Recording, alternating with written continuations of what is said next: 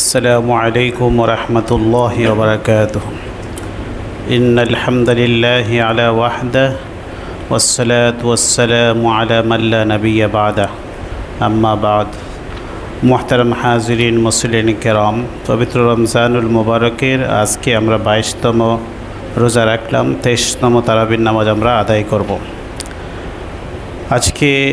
আজকের তারাবিতে আমরা 26 নম্বর পারা তেলাওয়াত করব। 26 নম্বর পারার অন্যতম একটি সূরা হচ্ছে সূরা আল হুজরাত। এই সূরাটি মূলত আমাদেরকে আদব শিষ্টাচার শিক্ষা দেওয়ার জন্যই আল্লাহ পাক রব্বুল আলামিন নাজিল করেছেন। এই সূরা নাজিলের পিছনে কয়েকটি ঘটনা রয়েছে। এর মধ্যে অন্যতম একটি ঘটনা আল্লাহ নিজেই এখানে বর্ণনা করছেন, ইন্নাল্লাযীনা ইউনাদুনাকা মিন ওয়ারাইল হুজরাত আকসারুহুম লা ইয়াকিলুন। কিছু সংখ্যক গ্রাম্য লোক রাসূলুল্লাহ সাল্লাল্লাহু আলাইহি ওয়াসাল্লামের সাথে সাক্ষাতের জন্য তারা দুপুরের টাইমে এসেছিল, যখন রাসূল সাল্লাল্লাহু আলাইহি ওয়াসাল্লাম দুপুরের খানা খেয়ে বিশ্রাম নিতে ছিলেন। এই অবস্থায় তারা রাসূলুল্লাহ সাল্লাল্লাহু আলাইহি ওয়াসাল্লামের হুজরার বাহিরে থেকে রাসূলকে ডাকতে ছিল, ইয়া মুহাম্মদ উখরুজ ইলাইনা, হে মুহাম্মদ সাল্লাল্লাহু আলাইহি ওয়াসাল্লাম আপনি বেরিয়ে আসুন। এই বিষয়টি আল্লাহ পাক রব্বুল আলামিনের কাছে পছন্দনীয় হয়নি, কারণ এটা আদবের খেলাফ।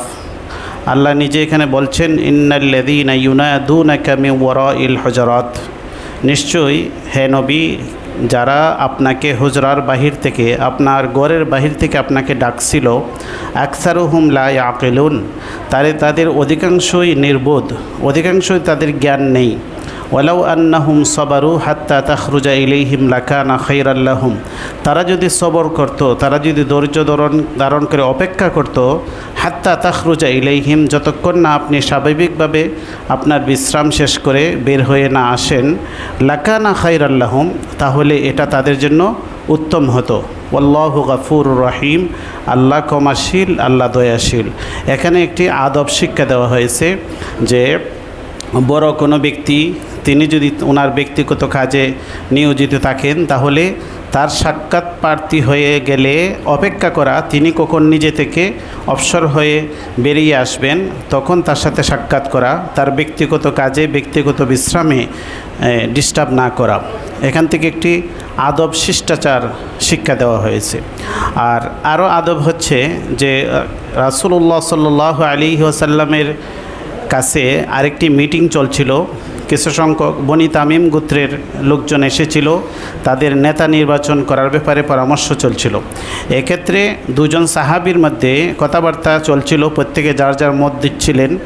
রাসূলুল্লাহ সাল্লাল্লাহু আলাইহি ওয়াসাল্লামের উপস্থিতিতে তাদের আওয়াজটা একটু বড় হয়ে গিয়েছিল, সেটা আল্লাহর কাছে পছন্দ হয়নি।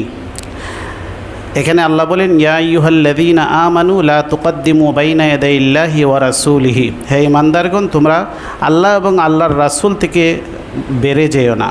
অর্থাৎ আল্লাহ এবং আল্লাহর রাসূল যে ফয়সালা দেন, যে সিদ্ধান্ত দেন, এটার থেকে তোমরা আগে বেরিয়ে নিজেরা সিদ্ধান্ত নেওয়ার চেষ্টা করবে না। ওয়াত্তাকুল্লাহ, আল্লাহকে ভয় করো, ইন্নাল্লাহা সামিউন আলিম, নিশ্চয়ই আল্লাহ সর্বশ্রোতা সর্বজ্ঞানী।